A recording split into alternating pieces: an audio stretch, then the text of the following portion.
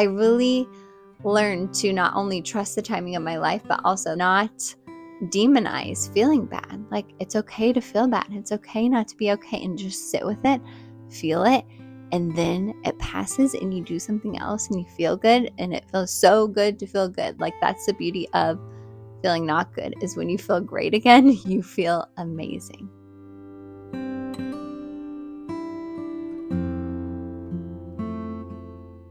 Hello, my loves, and welcome back to my channel. I'm so excited that you are here today. I love doing videos like this each year. I feel like each year it looks a little bit different, but basically what I'm doing is reflecting on the year, talking about the lessons that I learned, my favorite parts, and I encourage you to do the same, especially this time of year in winter. It's a time for slowing down, going inward, being reflective. That's what the winter solstice is all about, and really winter in general. It's just a beautiful time to stop, slow down, you're inside anyways, and reflect on the year. Because if you're like me, this year had a lot of unexpected challenges and a lot of things that I never thought I would go through. But taking the time to reflect on the lessons that I've learned from all of those things, I think just turns those shitty situations into something that you can use. It really alchemizes those not ideal situations into things that you can use and help you in your evolution to becoming the most aligned, fulfilled, present version of you, which is what I'm all about over here. So if you watched any of my videos this year, you will know that it is no shock this year has had lots of ups and downs, some of my lowest lows,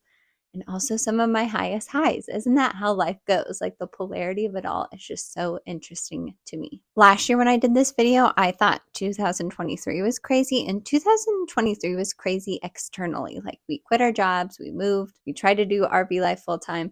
That failed. So many externally things changed. This year, I feel like it was a lot of internal growth. So that is what I'm going to be sharing with you today. I'm going to reflect on my intentions for the year and how those went. I'm going to share my top lessons. And just as a fun side note, because I talk about this on my channel as well, I'm going to share my favorite books and favorite memories. So if you're interested, I'd love to take you along with me and share in the comments below some of your top lessons of 2024, your favorite memories, your favorite books. Share it all down below. Also, I just have to mention, I am a lot more dressed up and I have a lot more makeup on than I usually do. I'm experimenting this year. We're always evolving, right? I've never been a makeup girl, but I just been feeling a little called to explore it a little bit more. No pressure. And we're going out with friends after this for dinner. So it's like perfect time to film this video and to really leverage me actually putting on makeup and doing my hair. Okay, let's hop into my intentions for 2024. So I filmed a video last year where I was doing a reflection for the winter solstice. I will link it if you want those journal prompts. Such a beautiful time to sit down, journal, go within, and just think about how you want to show up for the next year. Which, by the way, you can start over whenever you want. The new year is obviously a beautiful time because that's a very collective energy of starting over and a refresh, but you can literally do this at any time of the year. But I just find it interesting to always reflect on the year prior. So one of my main intentions for 2024 was to follow Bashar's formula. Now, if you know Bashar, I'm not even going to get into the explanation because that could be the whole video of who Bashar is. But let's just say he's a spiritual teacher.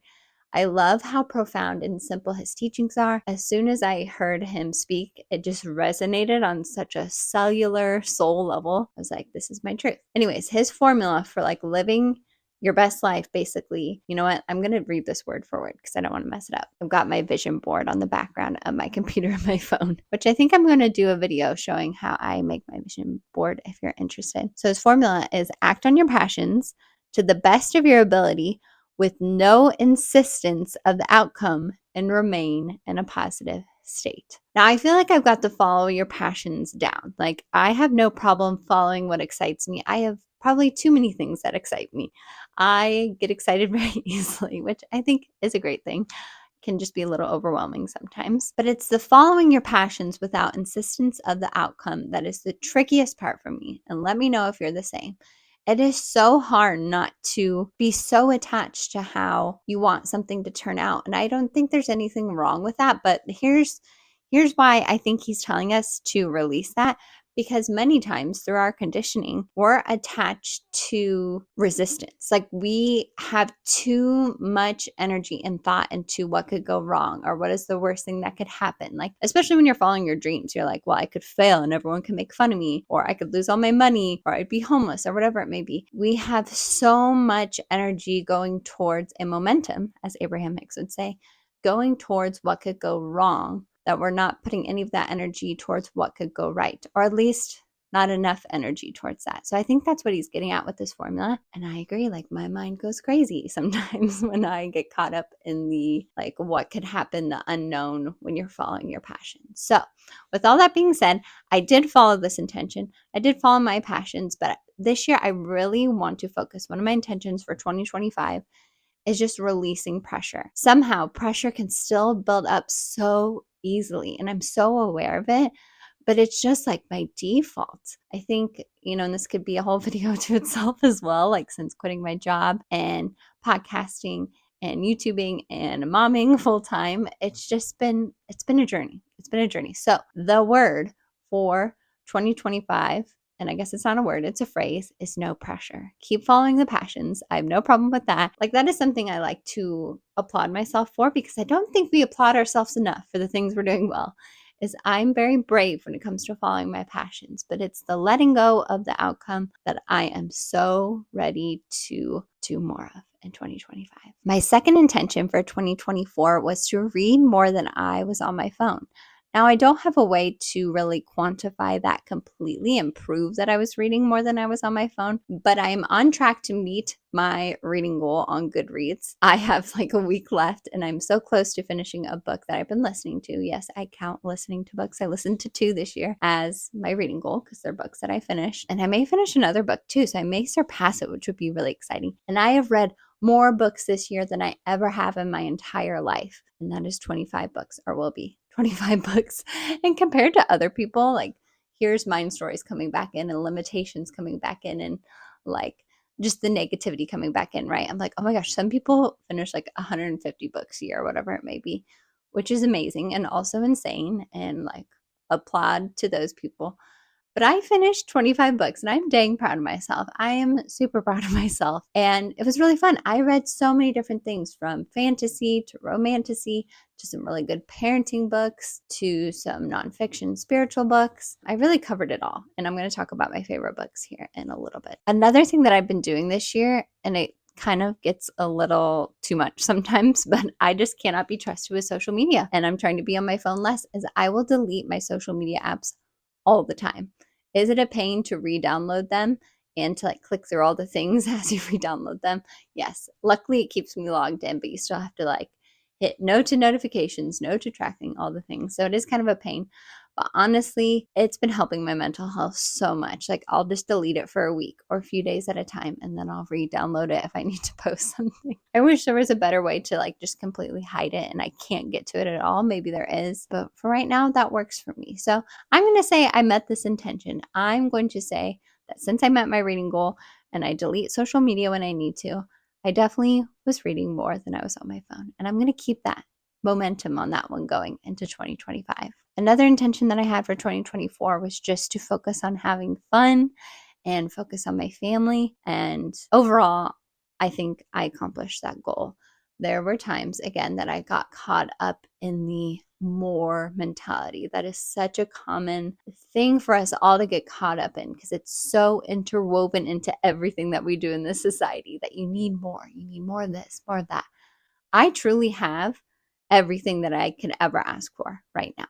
Like I have everything I need right now, and that is so beautiful. And I hate that I can take that for granted because I get caught up in these other things that I think I need when I have everything that I need in this present moment. This year has brought so many gifts when it comes to my perspective with being a stay-at-home mom with Arlo.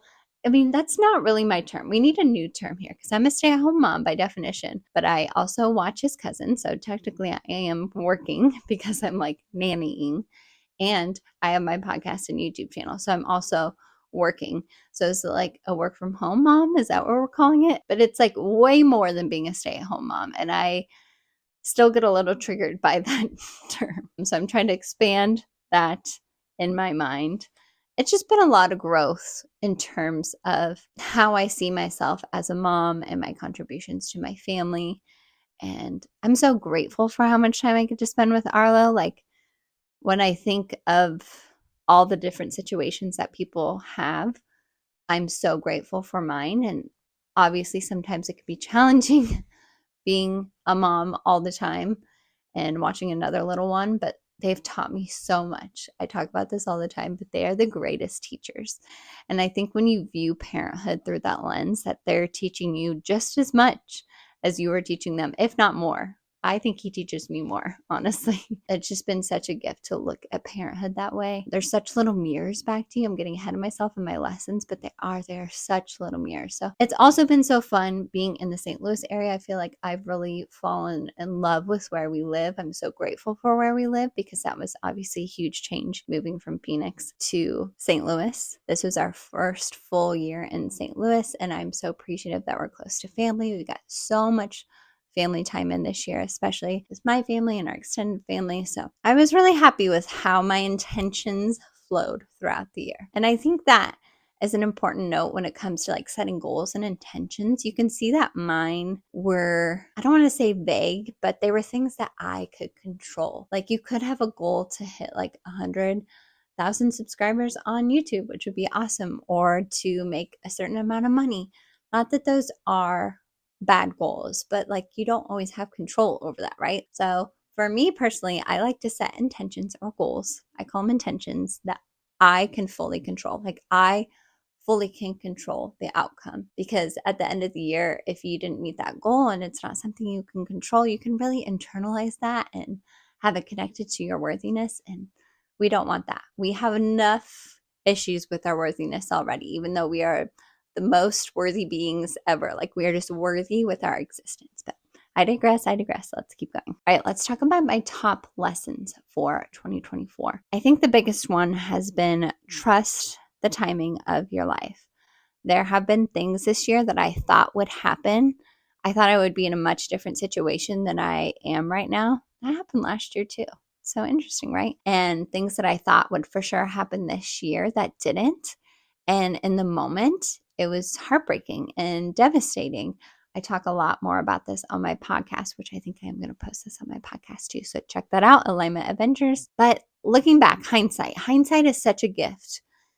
Truly, the timing just isn't right yet. And I do have so much trust in that, even though it's hard, even though it's sad. I've had a lot of sad moments this year, and I think there's nothing wrong with that. We are complex humans with a wide array of emotions. We paint with all the colors, all the emotions, right? I really learned to not only trust the timing of my life, but also, this just like tangent here, not demonize feeling bad. Like, it's okay to feel bad. It's okay not to be okay, and just sit with it, feel it, and then it passes and you do something else and you feel good, and it feels so good to feel good. Like, that's the beauty of feeling not good, is when you feel great again, you feel amazing. The next lesson that I really learned to embody this year were that the little moments are everything. Truly. I every night try to write down my favorite moments of the day. It's just part of my like nighttime routine. I have a little thing on my phone that I write it in. And it's always like getting hugs and kisses from Arlo, or going on a walk, or being outside, or reading my book, or watching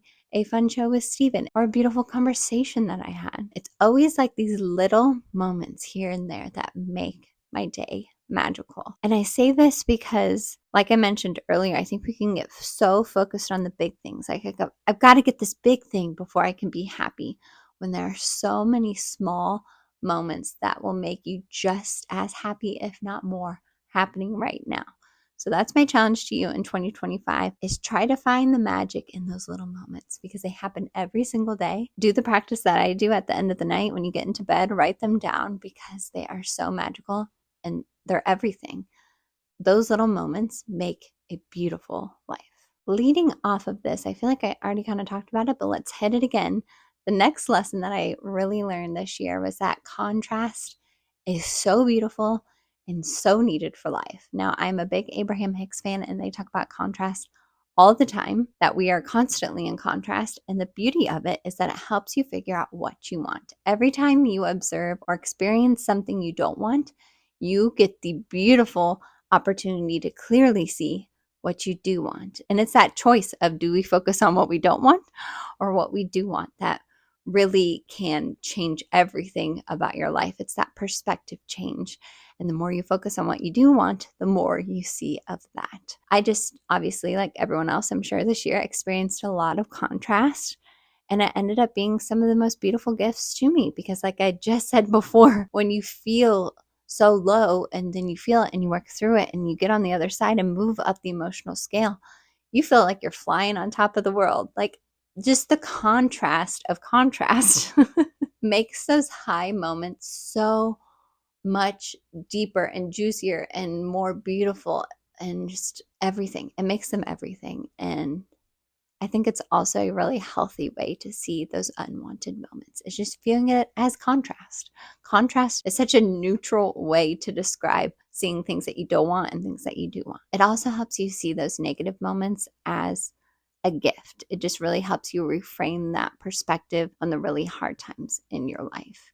And like I said, really deepens your appreciation for the things that you do want, or when you are feeling really good, or when you get those things that you've been wanting. It just makes life so much sweeter. If we had things going our way all the time, even though that's what we wish for, I know that we would get jaded really fast. All right, my last lesson for 2024 is that everything is a mirror, which I kind of already knew this, but man, children really solidify this lesson for you. Without a doubt, when I am in a better mood, a better vibration, a better energy, so is Arlo and his little cousin that I watch as well.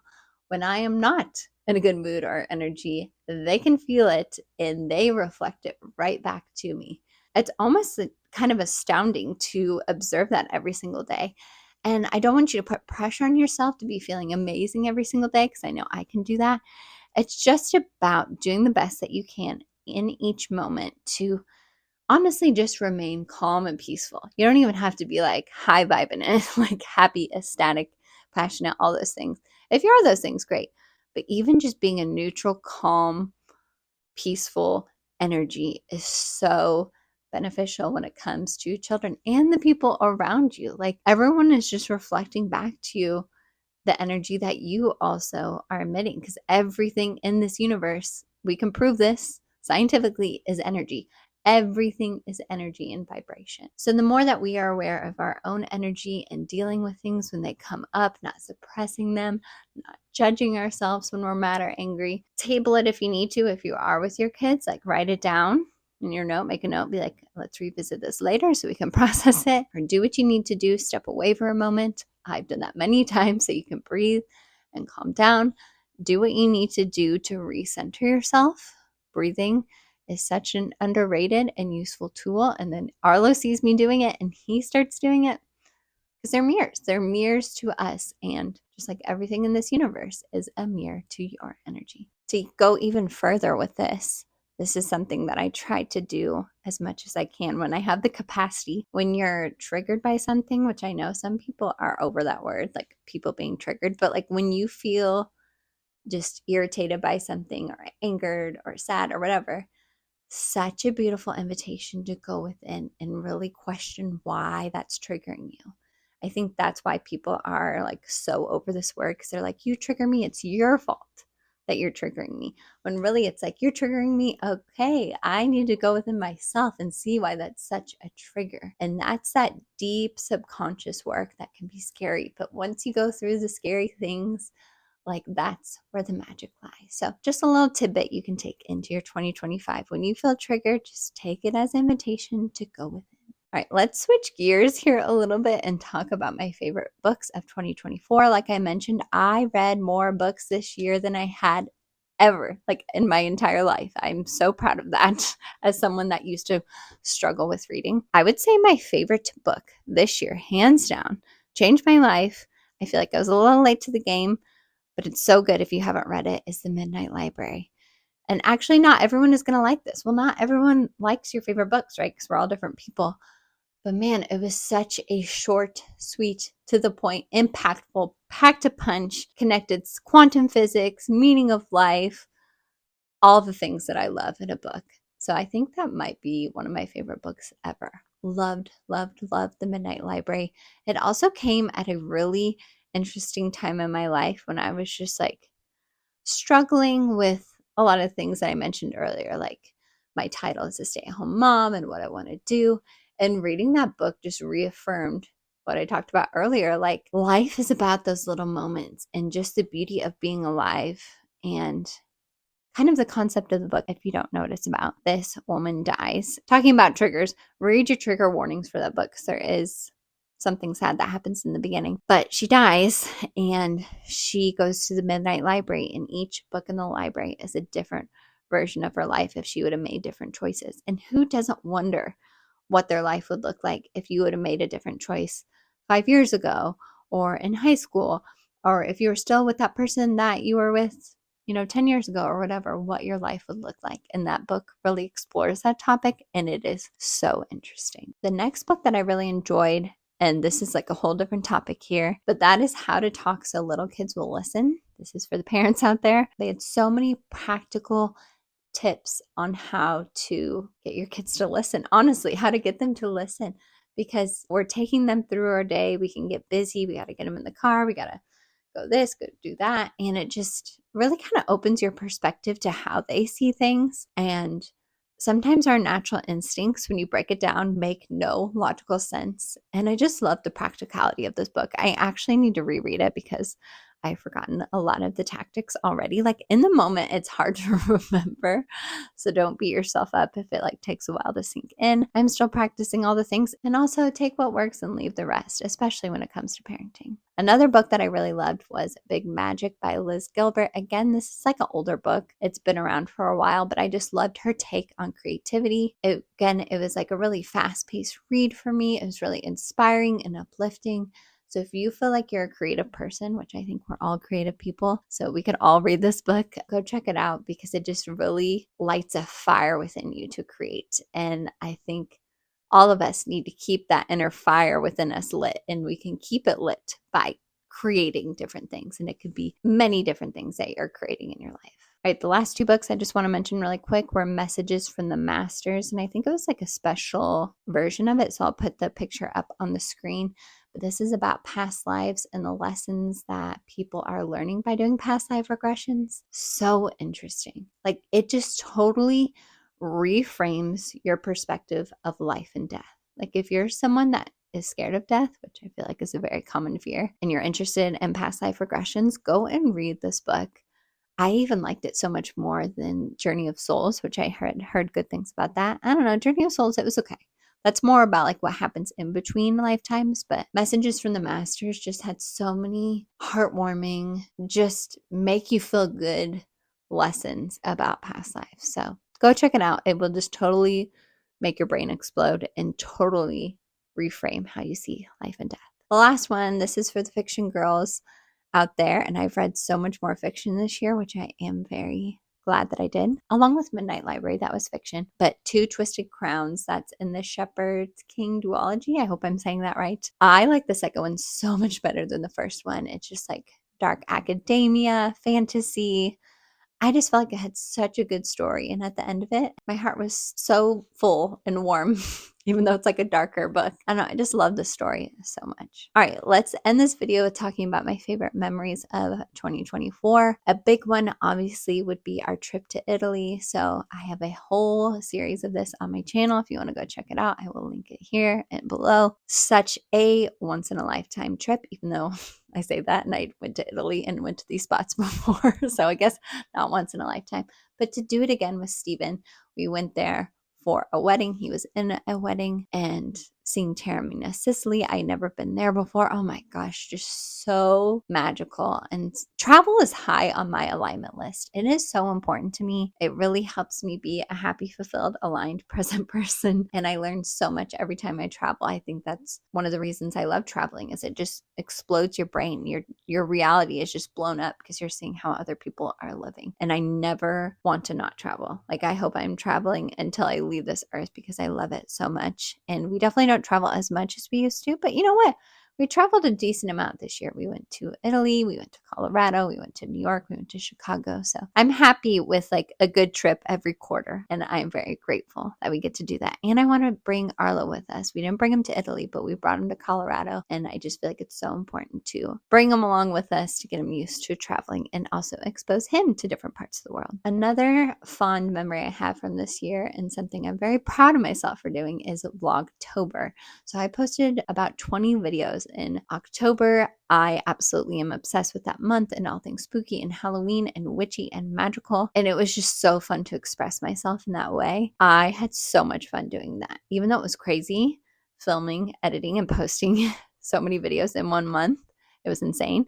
I proved to myself so many things by doing that I do have time, and that when you follow your passions, the time works out. You find the time. Whole podcast episode on this, but definitely one of my favorite memories of 2024. Along with that, something new I did this year, and it didn't last the whole year, but it was really fun while it lasted, was I taught some live yoga classes here at a yoga studio in my local area. Unfortunately, the studio ended up closing because it was like a newer studio, and you know how that is. When you're starting a new business, it's hard to keep it up and running. But I'm so grateful for the opportunity. I loved teaching live yoga classes. I would love to do more of it. Right now in this season, I don't see it flowing, but who knows? I'm definitely open to it in the future. I know I used to post a lot of yoga flows on my channel. If you enjoyed those, let me know. But yoga is such an important practice to me. I try to stretch every morning and every night along with meditating. So that was such a beautiful gift to be able to teach live yoga classes. Every time I'd leave a class just feeling so high vibe aligned, just felt so good. Like I mentioned before, this was our first full year in St. Louis, so it was really fun to experience all the seasons. Again, we're in winter, so I'm just fully ready to embrace winter, all the cozy vibes, staying in, reading books, journaling, just like slowing down. I know this can be a really hard time for a lot of people, and I just have this theory that it's because we resist the slowing down and being cozy. So like take this as your permission slip, not that you need it, to slow down and be cozy this winter. And then when spring comes, it feels so freaking good. So that is why I love experiencing seasons, because it just makes you appreciate every time that the seasons change. Just like in our life, right? When the seasons change, it really just makes you appreciate the diversity of life. At least that's how I feel. And then lastly, one of my favorite memories of this year were all the concerts that I got to go to. I saw Earth, Wind, and Fire with my mom and sister, and then Santana with my mom, and we were super close. She actually, or her husband, my stepdad, actually won those tickets. So it was so synchronistic because I almost bought tickets myself, and then she ended up winning them. So the universe was like, go see Santana. But I love seeing live music. I love experiences. I love dancing. And when you're just there feeling the energy, the vibration, it is so much fun. We were supposed to see Justin Timberlake, but that's now happening next year. So hopefully I can keep the ball rolling with some more great concerts. I hope you enjoyed this video. Like I said, I encourage you to do the same. Reflect on your year. What were your top lessons? What were your intentions? How did those go for you? Favorite memories? You could even dive more into like the harder stuff and what did you learn from that? What were your favorite books? Let me know everything down in the comments. I would love to hear it all. I'm sending you all so much love, all the high vibes heading into the new year. And remember, you don't have to do all the things, change everything in your life. Like, let's have a slow, gentle, I'm seeing the word a lot, soft start to 2025. That's how I'm starting my 2025. Very gentle, loving way, and nothing big or flashy. So love you all so much, and I will see you in the next video.